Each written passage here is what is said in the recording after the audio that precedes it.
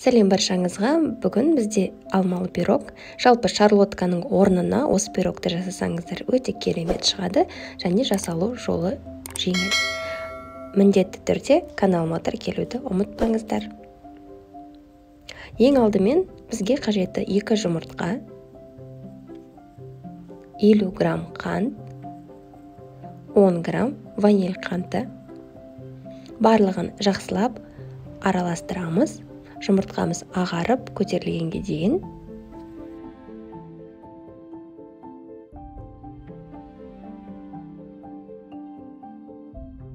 Кейін жылы 100 мл сүт. Ерітілген 30 грамм сары май. Тағы да жақсылап араластырамыз.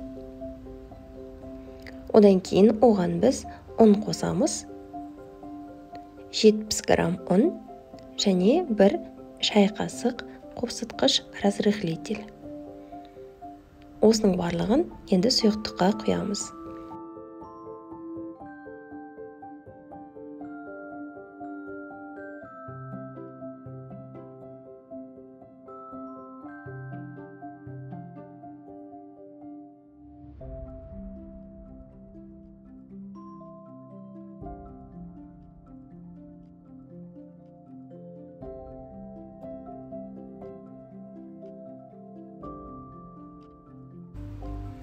Алманың сыртын тазалап, өте жіңішке қылып тураймыз.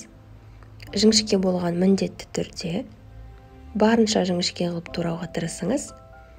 Болмаса, теркадан өткізсеңіз болады арнайы. Енді осы алманың барлығын дайындаған қамырымызға саламыз. Және өте жақсылап араластыру қажет. Әрбір алмаға жаңағы сұйықтық тию керек. Сонда піскен кезде ішінде қамырдың дәмі сезілмейді, крем сияқты сезіледі дәмі. Барлығын жақсылап араластырғаннан кейін формаға құямын. Менде осындай тіктөртбұрышты форма. Ішіне пергаменттік қағаз саламын, себебі шығаруға алғанға оңай болу үшін. Пергаменттік қағаз ыңғайсыз болғандықтан, міне осылай жасап, қайтадан ашатын болсаңыз, жаңағыдай кез келген формаға келетін болады.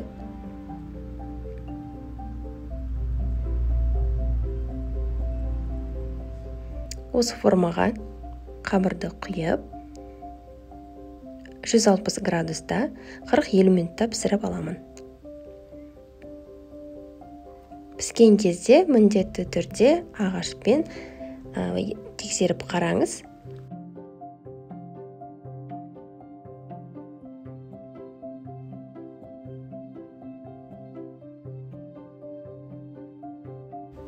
Міндетті түрде жасап көріңіздер. Және комментарий қалдыруды ұмытпаңыздар. Астарыңыз дәмді болсын.